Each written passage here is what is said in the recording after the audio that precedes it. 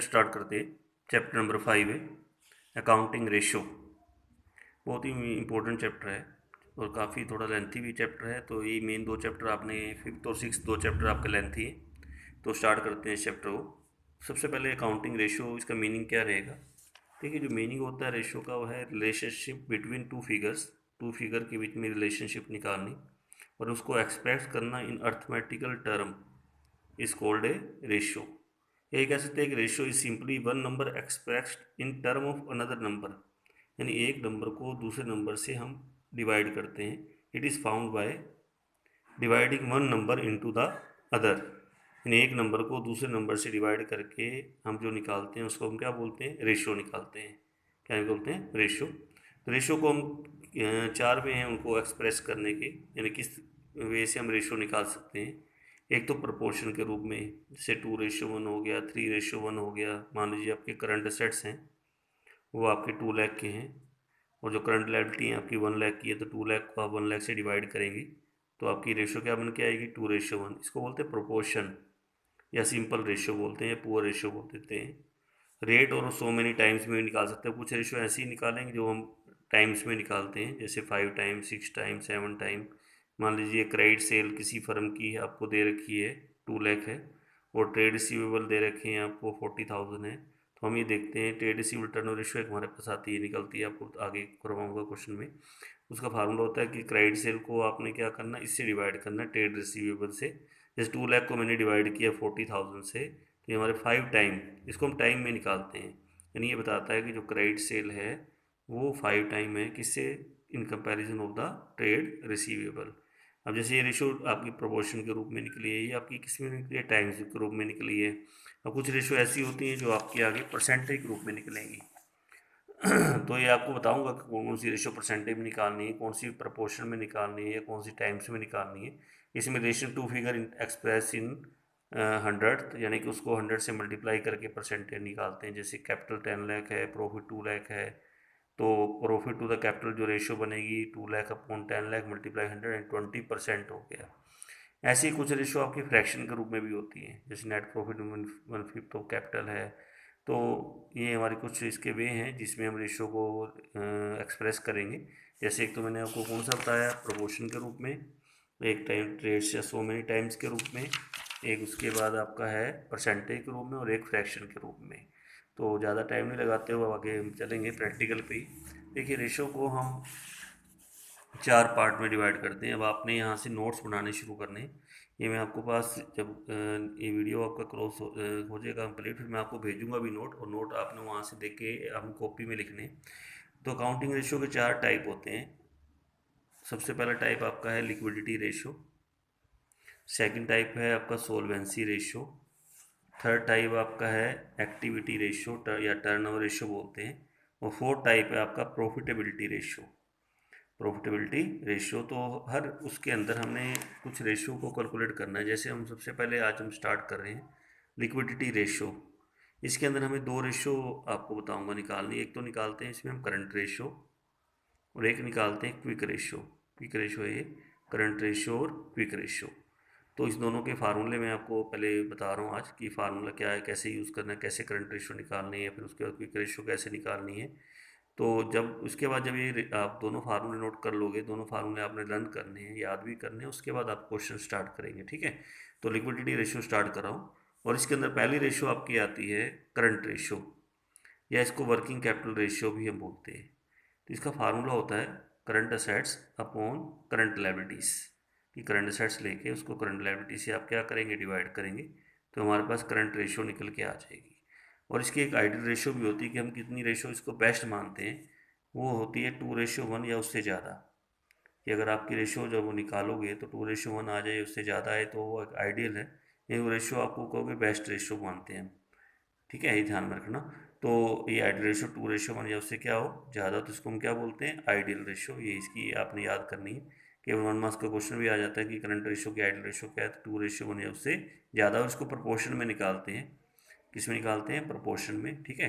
तो उसके बाद अब सबसे इंपॉर्टेंट बात है कि अब इसका फार्मूला है current assets upon current liability. तो करंट असेट्स में क्या क्या लेना है, करंट लायबिलिटी में हमें क्या क्या लेना है।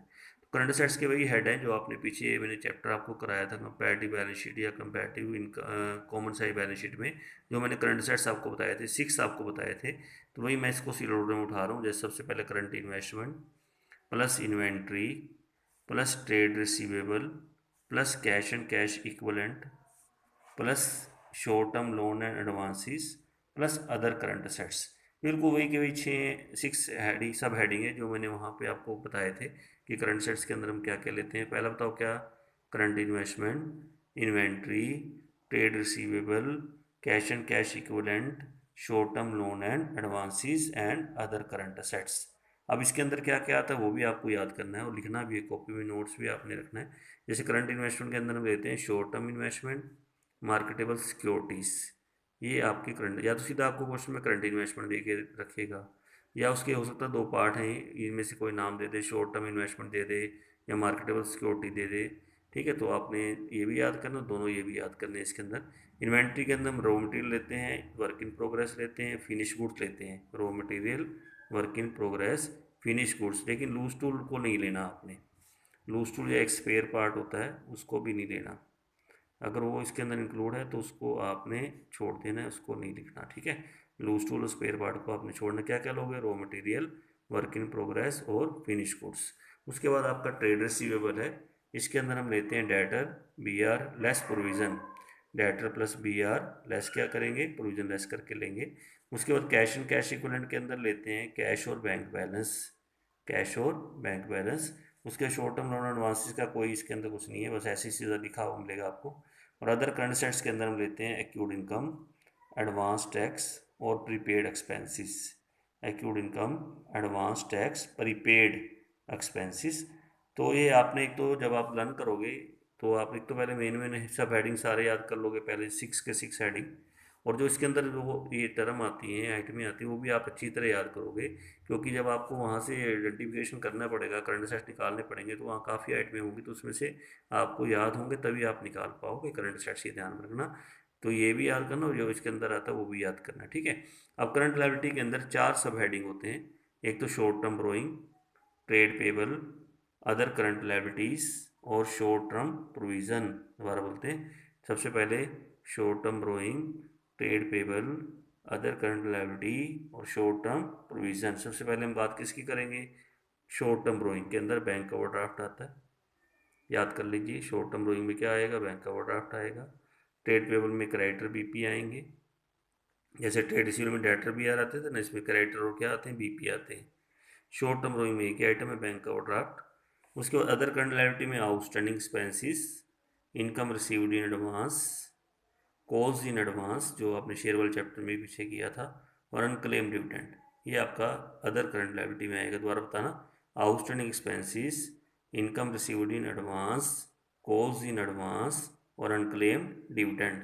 और उसके बाद आपका है शॉर्ट टर्म प्रोविज़न, इसके अंदर एक ही आइटम आती है, प्रोविज़न फॉर टैक्स।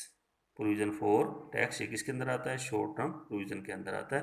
तो दोबारा क्या क्या करंट लायबिलिटी में लोगे, पहले सब हेडिंग बताओ, short term borrowing, trade payable, other current liability और शॉर्ट टर्म प्रोविज़न। तो सबसे पहले शॉर्ट टर्म बोरोइंग के अंदर बैंक का ओवरड्राफ्ट, ट्रेड पेबल के अंदर creditor BP, other current liability के अंदर outstanding expenses, income received in advance, cause in advance और अनक्लेम डिविडेंड। अब short term provision, provision for tax.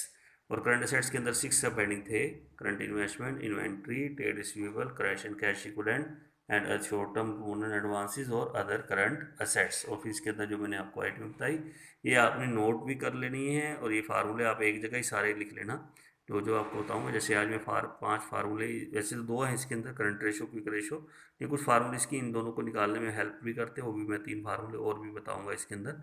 Main तो 2 आते हैं, लिक्विडिटी रेशो कभी निकालनी आ जाए तो 2 आपने निकालनी है, करंट रेशो निकालनी है, क्विक रेशो निकालनी है। ठीक है, तो करंट असेट्स वाले आप इसको पूरा नोट करेंगे, पहले लर्न करेंगे अच्छी तरह से।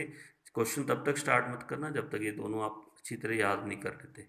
पूरा याद करके उसके बाद इसके अंदर क्या क्या आइटमें आती हैं, तब आप उसके बाद क्वेश्चन को आपने स्टार्ट करना है। ठीक है, अब उसके बाद नेक्स्ट रेशो जो आपकी आती है वो आपकी आती है quick ratio second. Quick ratio भी बोलते हैं, एसिड टेस्ट रेशो भी बोलते हैं, लिक्विड रेशो भी बोलते हैं, 3 नाम है इसके। Quick ratio, acid test ratio या लिक्विड रेशो। फार्मूला इसका, लिक्विड एसेट्स या oblique current quick assets, liquid assets को upon current liability, liquid assets oblique quick assets, liquid assets को हम क्विक एसेट्स भी बोलते हैं, अपॉन करंट लायबिलिटी। दोबारा बोलो, फार्मूला किसका बता रहा हूँ आपको, सेकंड फार्मूला लिक्विडिटी का, quick ratio, acid test ratio या लिक्विड रेशियो, फार्मूला क्या रहेगा, लिक्विड एसेट्स या quick assets upon current liability. और इसकी जो आइडल रेशियो होती है 1:1 या इससे ज़्यादा, उसकी आइडल रेशियो क्या थी 2:1 या उससे ज़्यादा, इसकी आइडल रेशियो क्या है 1:1 या उससे ज़्यादा। ठीक है, तो उसके बाद सबसे इंपॉर्टेंट बात अब इसके अंदर निकालना कैसे, करंट लायबिलिटी तो आपकी सारी वही रहेंगी जो पीछे मैंने आपको बताई ना, वो करंट लायबिलिटी सारी आपकी वही की वही, मैं दोबारा नहीं इसको रिपीट करूँगा, ये आपकी करंट लायबिलिटी है जो मैंने पीछे आपको बताई थी, वही की वही सारी करंट लायबिलिटी ले लेना। अच्छा, ऊपर आपके ना क्विक असेट्स थे, उसमें क्विक असेट्स में आपने क्या करना, देखिए ये जो करंट असेट्स हैं ना, ये सारे क्विक असेट्स हैं, सिर्फ दो असेट्स को छोड़ के, एक तो इन्वेंट्री छोड़ दो और एक आप अदर करंट असेट्स के अंदर में प्रीपेड एक्सपेंसिव और एडवांस टैक्स छोड़ दो। यानी पूरे करंट जितने भी आपके टोटल करंट असेट्स हैं वो सारे क्विक असेट्स हो सकते हैं अगर उसके अंदर क्या ना हो, इन्वेंट्री ना हो। एक तो वो छोड़नी है आपने, इन्वेंट्री में भी दो तीनों आइटम में ऐड करोगे वही आपने लेस कर देनी है इसमें, और एक आपके अदर करंट असेट्स के अंदर से एडवांस टैक्स और प्रीपेड एक्सपेंसिस छोड़ देना। ये तीन आइटम छोड़ दीजिए, inventory, advance tax, prepaid expenses. तो बाकी जो आपके सेट्स बचेंगे वो आपके कौन से सेट्स होंगे, लिक्विड सेट्स होंगे। तो लिक्विड सेट्स का एक तरह से फार्मूला बन जाता है हमारे पास, अगर आप लिख, ये भी नोट करना है आपने, क्विक असेट्स का फार्मूला है लिक्विड असेट्स निकालने का फार्मूला, करंट असेट्स में से आप इन्वेंट्री घटा दीजिए, प्रीपेड एक्सपेंसिव घटा दीजिए, एडवांस टैक्स घटा दीजिए। दोबारा बताओ, लिक्विड असेट्स कैसे निकालोगे, करंट असेट्स में से क्या क्या लेस करोगे, इन्वेंट्री, प्रीपेड एक्सपेंसिस और एडवांस टैक्स। तो ये हमारे कौन से असेट्स आ जाएंगे, क्विक असेट्स, या क्या बोलते हैं हम, लिक्विड असेट्स बोलते हैं। ये निकल के आपके आ जाएंगे। ठीक है, अब उसके बाद दोबारा quick ratio, acid test ratio, liquid ratio का formula, liquid assets upon oblique quick assets upon current liability. Ideal ratio क्या है 1:1 या उससे ज़्यादा। और इसके अंदर क्या क्या क्विक असेट्स लिक्विड असेट्स कैसे निकालेंगे, आप क्या करना, करंट असेट्स ले लेना, उसमें से एक तो इन्वेंट्री माइनस कर देना और एक प्रीपेड एक्सपेंसिस माइनस कर देना, एक एडवांस टैक्स माइनस कर देना।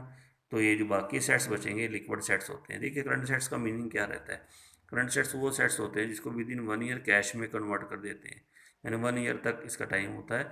और जो लिक्विड सेट्स होते हैं वो सेट्स होते हैं जिसको हम 2 या 3 मंथ के अंदर, 2 या 3 मंथ के अंदर कैश में कन्वर्ट कर देते हैं। इसलिए हम इसके अंदर इन्वेंट्री छोड़ देते हैं, क्योंकि इन्वेंट्री कई बार सेल नहीं होती, रह जाती है, या ये प्रीपेड एक्सपेंसिस, एडवांस टैक्स से इनको छोड़ देते हैं। ठीक है, अब उसके बाद ये तो दो मेन फार्मूले हैं इसके अंदर लिक्विडिटी रेशियो के अंदर, एक तो करंट रेशियो का, एक क्विक रेशियो का। एक कुछ फार्मूले की हेल्प करेंगे और ये बहुत इंपॉर्टेंट फार्मूले हैं, ये भी आपने नोट करने हैं क्योंकि इसके बिना काम नहीं चलेगा। सबसे important next formula, working capital कैसे निकालते हैं। वर्किंग कैपिटल का फार्मूला होता है current assets minus current liability, current assets minus current liability. किसका फार्मूला, क्या निकालने का, वर्किंग कैपिटल निकालने का। उसके बाद इन्वेंट्री, इन्वेंट्री का होता है करंट असेट्स में से आप लिक्विड असेट्स को माइनस कर दीजिए, या फिर इसमें से, वैसे तो इन्वेंट्री का फार्मूला इसमें ये भी बन जाता है, जैसे इन्वेंट्री इधर चली जाएगी तो करंट असेट्स में ये भी आपके हैं, प्रीपेड एक्सपेंसिस भी, एडवांस टैक्स भी है, वो भी लेने पड़ेंगे।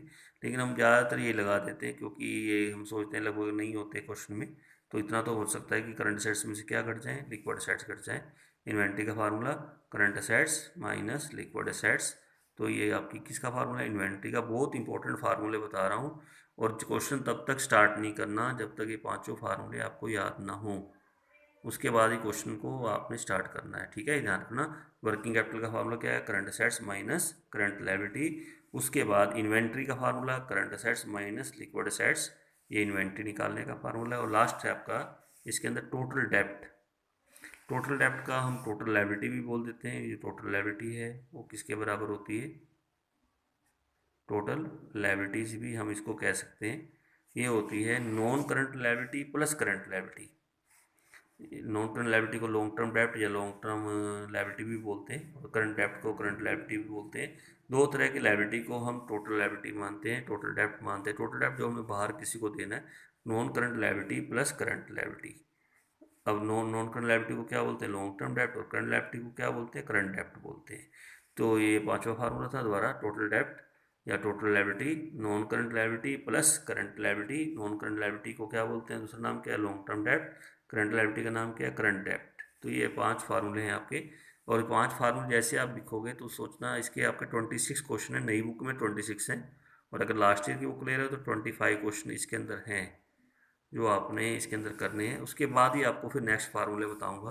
नेक्स्ट फार्मूला जो आपका टॉपिक फिर होगा स्टार्ट, वो आपका है सोल्वेंसी रेशियो का, लेकिन पहले हम लिक्विडिटी रेशियो के हम क्वेश्चन सारे कर लेंगे।